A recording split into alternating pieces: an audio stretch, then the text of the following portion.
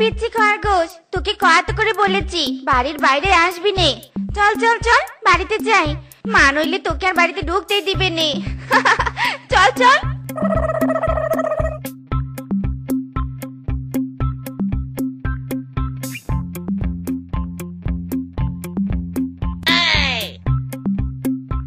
ইস, আমি যদি খরগোশ হতাম।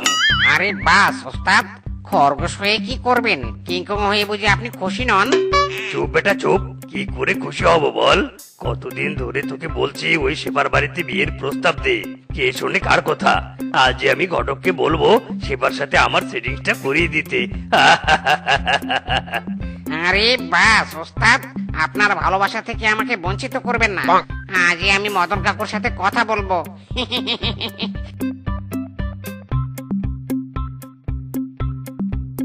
ওই দেখুন, আমাদের লাউ পুকুরে চিংড়ি মাছ চাষ করছে মদন কাকু। এটাই বিয়ের পাকা কথা বলার সময়।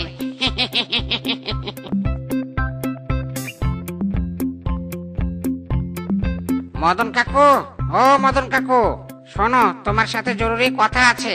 আরে মোরল বাবু এসেছে, না জানি এবার আমাকে কি কথা শোনাবে। আরে বাবা বানর, বল বল, আমার সাথে কি জরুরি কথা? শোনো মদন কাকু, লাউ পুকুরে আর তোমাকে চিংড়ি মাছ চাষ করতে হবে না। এ কি বাবা, এটা কি বললে তুমি? আমি তো মোরল বাবুকে কন্ট্রাক্টের টাকা দিয়েছি, আগের মাসের 2000 টাকা খুব শীঘ্রই দিয়ে দিব। দয়া করে মোরলের পুকুরে আমাকে চিংড়ি মাছ চাষ করতে দাও। আরে মদন কাকু, এ কোনো টাকার লেনদেনের ব্যাপার নয়, আপনি কাঁদছেন কেন? শুনুন,